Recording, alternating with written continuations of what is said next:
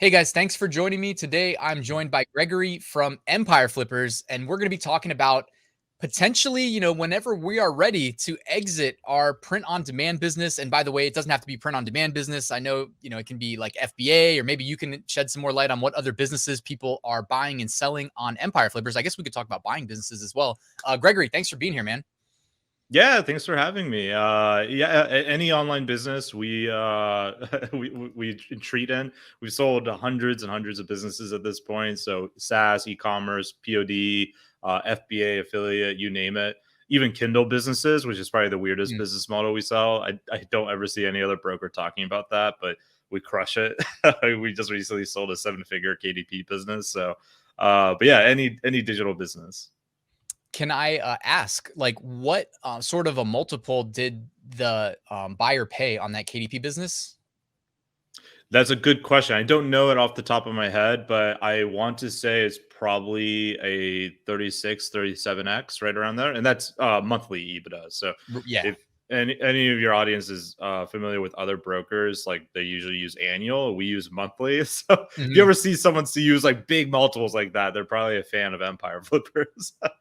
Yeah, let me show on my I'm gonna share screen just for a second here because I had in the past, well, this is what really sparked my interest, honestly, in Empire Flippers initially was someone sold an Amazon merch business for let me see here. Let me hide that branding.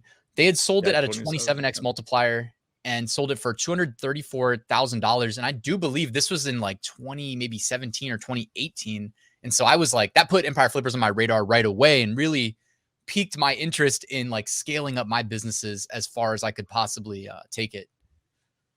Yeah, I was seeing that multiple. Immediately thought that was probably an older listing because multiples have gone so dramatically up over the last 2 years, along with like a lot of things. But Mhm. in the case of online businesses, there's a difference versus like everything else that was happening in the last 2 years. Like with online businesses, I think we're reaching this point of maturity where people are starting to trust it as an investment asset, like an alternative asset, like you would with Mhm. like like a more traditional offline business. So but yeah, the merch businesses are cool. I think you and I were talking offline. I think the biggest print on demand, I might be wrong on this because it's been a while since I looked at it, but I think the biggest print on demand business we sold was right around like 530K. I think that's correct. I don't think it was a merch by Amazon business though. I think it was like not Teespring, but something similar Gotcha. in that alignment. Yeah, and, I'm guessing maybe they oftentimes with our print on demand businesses, we might, like, upload to multiple platforms. I'm guessing maybe they, like, Hmm. uploaded to multiple platforms and, maybe just included those accounts to add Yeah, that yeah, icing on the cake. I'm sure they did. It's a good Yeah. strategy. Yeah, so that's really interesting, man, and, for people watching, I know there's, like, mixed feelings when it comes to the thought of selling businesses because maybe sometimes Amazon might write in that, like, you're not technically supposed to do this, right? Is there any, They like, did that with comment you can drop on that? yeah. First off, Amazon cannot stop you from selling your business. There's absolutely nothing they can do. It's against the law. Like they have to allow you to do it. So we got into this argument with them back in 2016 when we first started selling Amazon FBA. We were like the first broker that did it. Like I still remember sellers, like entrepreneurs asking, like, why should I choose you with this when I could choose this other person? And our salesperson would take a screenshot of their website that said Amazon FBA coming soon. Like, well, maybe this is why they're not even doing it yet. Mhm. But yeah, so Amazon would say, like, oh, you can't sell these FBA businesses, you can't sell accounts, blah, blah, blah. And they're not wrong. You can't sell an account, but you can sell a business. And this is a nuance of difference. So what Amazon is trying to tell you is they don't want you selling a bunch of accounts to fraudsters that are going to use all this black hat manipulation Right, stuff on their platform who are basically breaking the terms of service so often that they need to buy accounts because they're burning through those accounts right. so quickly, right? So that's what they're trying to prevent. That's what they mean you can't buy an account. But when it comes to buying a business or selling a business, they're 100% okay with it. Like the process is a bit tedious. You definitely have to tell Amazon because otherwise it'll like set off the fraudulent alerts or whatever. You don't want that to happen. That's a bad day for both the seller and the buyer if that happens, right? So you want to keep Amazon in the loop of what's going on. But as long as you do that, they're usually fine. You might get a low level customer service person that is a bit confused at first, but you go up the chain and eventually like, Mhm. oh yeah, of course, right? So buying and selling FBA business became like a multiple billion-dollar industry in the last 2 years. Yeah. I have a friend at Amazon that specifically comes to me to like learn more about the people buying the businesses. So they're definitely cool with it. Yeah, that's awesome. Yeah, I that was something that was news to me. I had somebody that I crossed paths with, the benefit of having a YouTube channel, right? People come and like find me and tell me all these interesting things. And they mentioned that like I don't know exactly how to frame it, but like basically there were like business entities coming together with like the sole purpose of just like acquiring FBA Yep. businesses, like rolling them up underneath. And I think one company even like went public, and maybe that's how they hit that $1 billion mark in like market capitalization. So none of them have gone public yet. As far as I know, there is one that was public before they switched to the model, which I think that was Mohawk. But there's a couple like Thrasio and Perch both hit $1 billion like private valuation based on like Wow. money earned or money raised rather, which is cool. Like back in I want to say this was around 2018. We were predicting that these people would rise up. We were calling them aggregators, and that's eventually the Mhm. name that stuck for them. It's aggregators, and everyone thought Thrasio was the first one because they became the first like really big one. But a lot of people don't realize like there was a ton before them, and we know that specifically because they bought businesses from us and we watched them fail. So like they never bought again. They Mhm. didn't make it work. But we always knew that model would eventually happen, the classic M&A roll-up model. It is fascinating to watch. A lot of them trying to become like the modern day Procter and Gamble, which Mhm. obviously is a big task, is a big challenge. So I know that we've probably piqued some viewers' interest. Anybody who's still watching is probably like, okay, I want to know more about like the prospect of me selling my business. Before we go there, though, I want to ask you, what is your personal take on where we are headed in the next, year, and then maybe even like 5 years out in terms of people like exiting their more Mhm. passive online businesses? Like one of the great things with print on demand is it's even, I guess it's probably mixed, but I sell FBA, I sell print on demand. Like I've done over $1 million on both in sales. And I think print on demand to an extent can be less work than FBA, even if you're just doing FBA and maintaining the SKUs you've got. Print on demand truly can be like, if you're not pushing it any further, can be like very passive. So in terms of these like passive models, business models, like where do you see it headed in like the near future and maybe like 5 years out? Yeah, I love print on demand for that what you just said, the passivity. Like I think people get into FBA sometimes, like maybe they see the internet gurus promising like fast, quick, passive income with FBA. Meanwhile, The my exact super opposite of how successful it is. FBA friends are like burning their hair out with all like, oh, Yeah. I need no more inventory. Yeah. It's the So, exact opposite, uh, the dream. right. Yeah, exactly. The more successful you become, the more stressful it becomes, right? But with print on demand, I think these kind of businesses are always going to be hot in demand, especially if you're diversifying. So if you are only on, say, Amazon with Merch by Amazon, that's great. That's fine. You can still sell the business. We sell them all the time.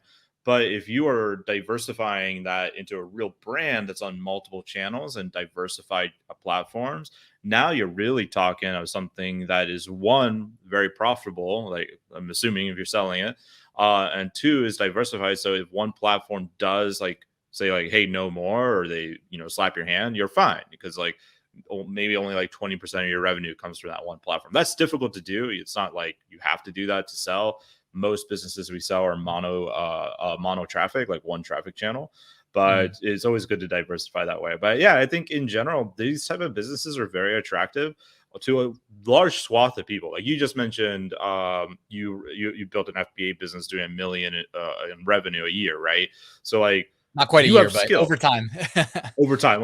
Yeah, Yeah, yeah. I mean more than most, right? Like so you have some skill set there, but yet these businesses are attracted to you. And I have friends that are doing say 50, 80K a month with like their affiliate websites or some e-commerce website, and they'll still like look at doing stuff like this because it's just easy for them to do. It's like you can automate a lot of it once you figure out what you're doing. So these businesses are going to remain attractive over the next 2 5 years for sure. Now macro, to answer the other part of your question, the macroeconomics do not look great right now. Like things Okay. are kind of like tumbling down a bit, right?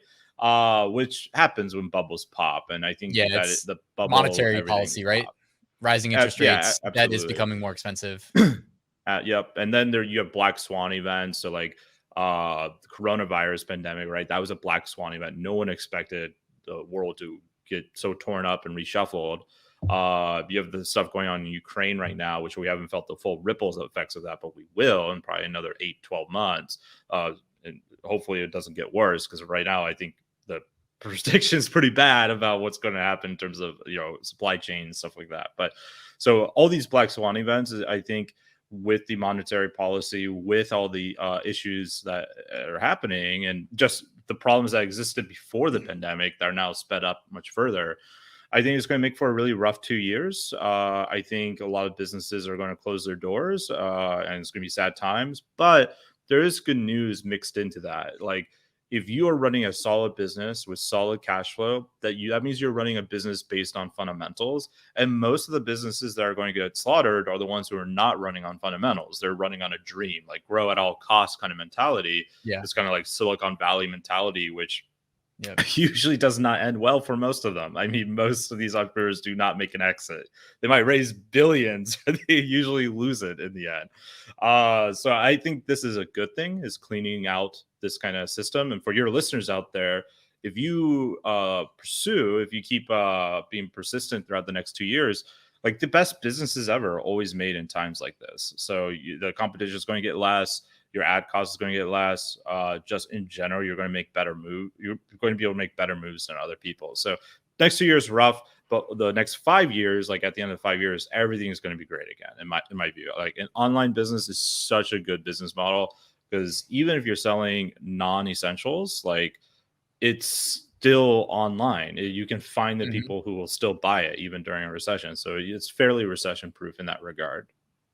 No, I like that too. And you're right. Like I experienced that and I was transparent about that in 2020, that my ads were, well, number one, like the amount of money I was spending as a function of my ad budget dramatically increased because the cost of the bids was like much Yeah. lower. You know what I mean? But I think like it was more or less that like people literally disappeared, like competition disappeared, whether it was businesses closing or people just being out of inventory, which then I'm not competing with them. And so I was able to like slash a bunch of my mainly FBA products when I'm talking about advertising and stuff. And I was able to like way dramatically reduce my ad spend, which is great. You know what I mean? Because it's still getting the products Yeah. out there in front of people. And that was awesome. Yeah, I mean that's exactly right. So like if you play, like I tell people all the time, like if business was a game of chess, right? The king is your net profit. You got to protect the net profit at all costs. Unless you're in Silicon Valley, then you're operating in Of weirdo course. land Yeah. over here. But like you gotta protect your net profit. But the second piece is the queen, and the queen is your liquidity, and the queen makes all the winning moves in chess. So if you're conservative, if you're like saving money as for your rainy day fund, or what I like to call the oh shit day, like when Amazon changes the algorithm or Google changes the algorithm, you can hire someone to fix, help you fix it, then you're going to be in a very good position, because most businesses don't do that. Most businesses try to grow at all costs, or addicted to it. And that leads them to very thin margins with very little liquidity. And one thing that happens can cripple or destroy their entire business. It's just because without liquidity, they don't have the flexibility to adapt, right? Right. Yeah. And it's weird, man. This is a tangent that I could go off on and talk about for a long time because Yeah, since me too. 2020, I I've really, rail against entrepreneurs on this all the time. yeah. Yeah. Since 2020, I really took like a much bigger, like harder stance on like learning about like how the financial world works and all that stuff. And it's like what you're saying is 100% true, unless the businesses can grow to a point where it's like somebody deems them too big to fail, or they're Yeah, just market exactly. Yeah, capitalization is so yeah. high when they're publicly traded that it's like, okay, you're forgiven for not generating profit ever. We're still going to have BlackRock, That, Vanguard, and State Street pump your that stock price, that It's so reminds me ridiculous. of there was this entrepreneur who he was telling me he models everything off of like Google, and I'm like, you shouldn't do that. Like, don't model your business off of Google. He's like, why? Like, because Google is so big, they can have zero customer service and still make you spend like 5K on an account that they suspended from you, like 5K a month, and there's Mhm. nothing you can do. Don't be that business. You're never going to be like Google. Yeah. Yeah. Some of these businesses scare me because you're right. They don't have that human element and they just, they don't Right. care, It's like, Google's motto used to be "Don't be evil," then they changed it. I'm like, why'd you have to change that? Just keep it. It was That working was for a me. red flag. Red Yeah. flag. So in terms of exiting our business, whether let's just frame it as Amazon merch business, like what Sure. are the high level steps that somebody may take who's interested in, or let's just say even getting a quote like for their business? Is Mhm. that something you guys do? Yeah, absolutely. So, bit self promo, but if they go to empireflippers.com/valuation tool, or just type in like Empire Flippers valuation tool in Google, we have a free tool. It uses a real sales back data. So you can enter in, we have a merch by Amazon category, I'm pretty sure on there. And that will use the real sales data from other merch businesses we sold. And you can get a valuation in as quick as like 5 minutes, to be honest, really fast. It's Nice. automated, obviously. So it's not perfect. Like, it's going to be a much wider estimation that might be a little bit too high or a little bit too low from reality. But for an automated tool, it'll give you a really good ballpark of what you might be worth.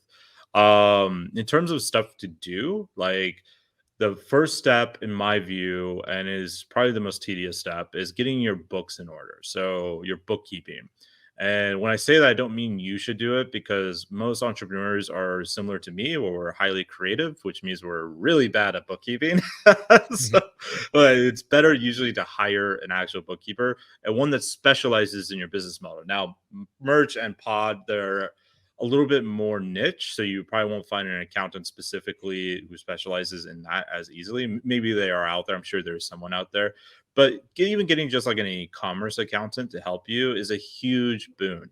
And you want to make sure your books are not in what is commonly referred to as cash basis accounting.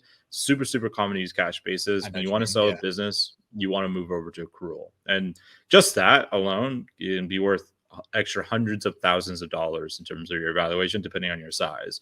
Like Okay. if you're a six-figure business, it could be the difference of tens of thousands of dollars just by doing that one thing alone. So very much worth it. Cool. That's really interesting. Yeah. And I actually, while you were talking, I remembered that I had actually like gotten a quote for this website that I built in college that ended up like doing really well in terms of traffic. This is over 10 years ago, but I got a quote for it maybe in like 20, maybe 17 or 18 while I was still working my Mm. day job. I spent like the whole day while I was at work, just like working on getting a quote from Empire Flippers. And like it was a good quote, but I was like, man, like I just don't know if I'm ready to part ways with this thing. I've had it for, it's been my baby, and it still makes like decent money even to this day, even though Google AdSense recently decided that, you know, it has like alcohol on the website, and they were like, oh, alcohol is not a Mm. category we like. So just destroyed my ad revenue. But it's been great just as a function of the traffic it gets for direct ads, you know, direct backlinks, you know what I mean? That alone. Mm. Um, so that was just interesting aside there. In terms of anything else on like selling a business that you want to share? Because I wanted Yeah, to ask yeah. you about buying businesses as well before we wrap up. Sure. So, real quick on what you just said there, and what you said is actually something I talk about, or I try to talk about often. Like people want to know, like, give me the nuts and bolts of selling a business, which I can do. They're mostly pretty common sense, but what you just said there is the actual like real mindset block sometimes that stops us. Like, oh, I don't know if I'm ready to sell this business. It's my baby. It's often your first one. So this is a thing I Always. call emotional equity. So emotional equity is where this business, like it may not be the one that changed your life completely, but it added a huge amount of value to your life, and it's often your first love, and so to speak, of entrepreneurship. And so when you go to sell it, like the most common issue is you way overvalue it, and like no one's ever going to buy it because your emotional equity is adding to the valuation. It doesn't make sense. But the other thing that stops people on this, with the emotional equity especially, is timing in the market. They always think like, should I sell now or should I sell later? Like, when's the best time to sell? Is it August 13th, like next year at 2 p.m.? Is that when I sell? Like, these like ultra weirdly specific questions, right? And I always tell people you should never time the market. And if you're confused, like if you don't know if you should sell or not, like you're unsure, ask yourself the question: if I sold my business, does this get me realistically closer to either my personal or business goals, right? Like if my personal goal is to pay off my house that's $250,000, and I have a business that's like say $450,000, and that's my primary goal, I should definitely sell my business because I'm still going to have money left over and all that kind of stuff. Like it gives me Mhm. physically extremely closer to, or does accomplish my goals. So I always tell people to sell your business by timing your goals, not timing in the market, which is a very different way to look at it. I like that though. Yeah, and like there's It has to do with examples. I me, have a man. friend. I didn't need the What's money that? at the time. I didn't need the money at the Yeah, time too. So that exactly. was like that was Exactly. really I was like, I don't if I got this money in my bank account, like it's not gonna change anything right now. So I'd Yep. rather just have the business. That's exactly right, and that so you made the right choice. Like I have a friend, he has a multiple seven-figure business, and he always thinks about selling. And I told him like you definitely should because you're in a very risky market with like mono traffic with Google, all that kind of stuff, and Amazon affiliate, and Amazon cuts affiliates all the time. Yeah. But then I'd ask him, we would have a beer or whatever. Like, what would you do with the money? He's like, well, I don't know. Like, okay, well then you shouldn't sell. Like, if you have no goal of what you're doing it for, you Mhm. probably shouldn't sell because another common thing that people don't realize is when entrepreneur sells their business, they're happy for like 10 minutes. Like I've given out $1 million checks to entrepreneurs that sold businesses before, and they're like over the moon. And then like 10 minutes later, they're like super depressed, listless. They don't know what to do with themselves. It's because they never had a plan, right? Yeah. If your goals should always be growing, right? If you ever hit all your goals, then there's no tomorrow, and that we're creatures of the future, so that's not fun. So you should always have bigger and bigger goals that you should be doing. So that's just like some mindset stuff in selling your business. No, thanks for sharing that though. That's great, man. Where my brain goes like to like how much Apple stock could I buy? Apple's basically the stock market today, Apple and Right, Microsoft. Like, how much right. Apple stock could I buy? Because I forget who it was that framed this way, but he was like, someone was just sharing like how rich people think, and they're like, rich people they want to know how many shares of Apple do I need to buy to make $1 million a year from dividends, and like that number of Apple shares has gone up and up and up and up and up. So you're getting the appreciation of the shares, plus you're still collecting the dividends, which can go up too.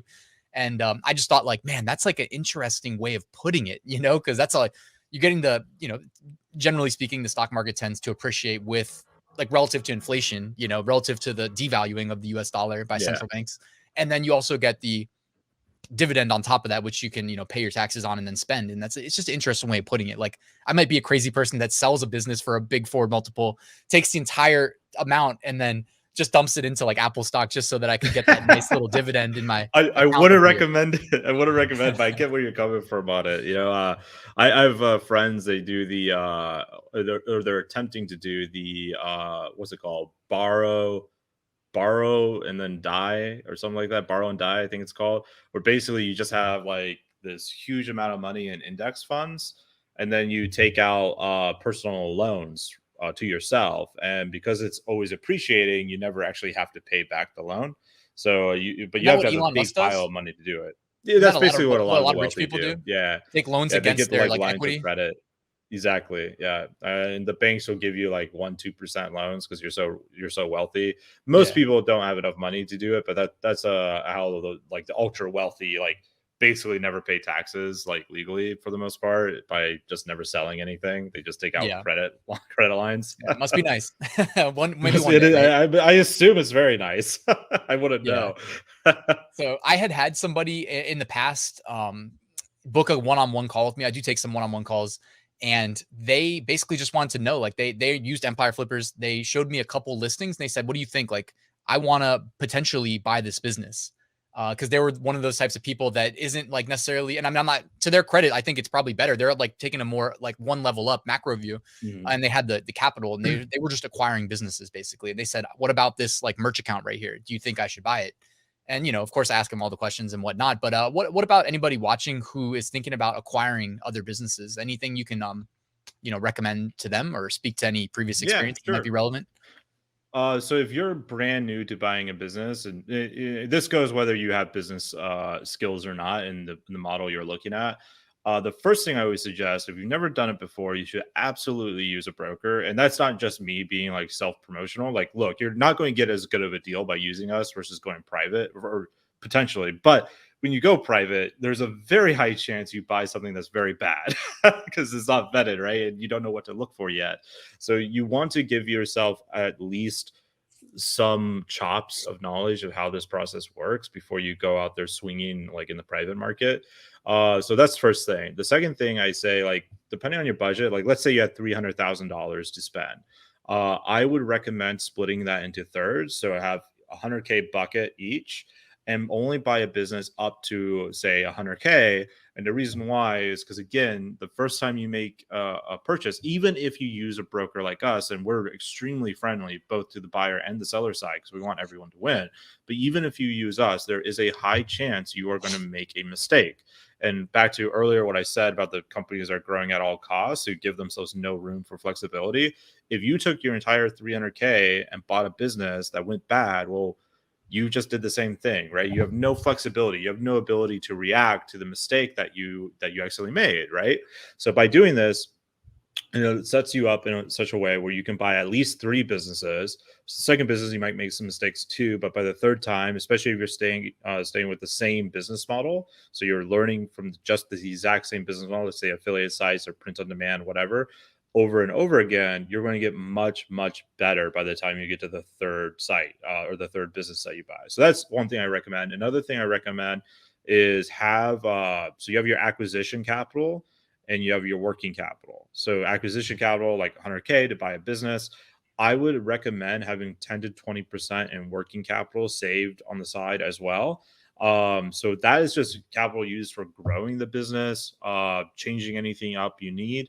Or if you don't want to use it yet, you just want to use the profits from the business to grow the business, that's fine. But then again, if something bad happens, say a update that you need to hire an expert to help you on, you can rely on that working capital and it makes your life way less stressful. Like you might be thinking like, well, it's not growing. This money's just in my bank, losing to inflation or whatever. But trust me, you will be very happy on the oh shit day that you have this fund to like go back into it. It takes away so much stress because it just gives you options. So that's some stuff I would recommend. Stick to the same business model, be conservative, go into it knowing you're going to make a mistake, and prepare for the fact that you most likely will make mistakes. Awesome, man. Really valuable insights, Gregory. And thank you for your time. Like, I guess I'm ready. Like, you've answered a ton of my questions. You piqued my interest. I'm going to obviously drop a link to Empire Flippers right there at the top of the description. But anything else you want to share? Like, any knowledge you want to impart on us before you leave? Thanks for having me. I enjoyed the conversation. I hope the audience got a lot of value. I'm usually pretty easy to get a hold of. So if someone wants to like ask me specific questions, you can add me on LinkedIn. It's just, I think my URL is like linkedin.com/Greg the Writer. I write a lot. So I'm happy to answer questions, or just Greg at empireflippers.com. But yeah, nothing else. I enjoyed it. And in general, I enjoy helping entrepreneurs with this type of stuff. So hopefully they got value out of it. Yeah, I know I did, man. I appreciate it. I'll drop your contact info in the description as well. Thanks for being here, man. And thanks for all the knowledge you shared. No problem. Thanks for having me.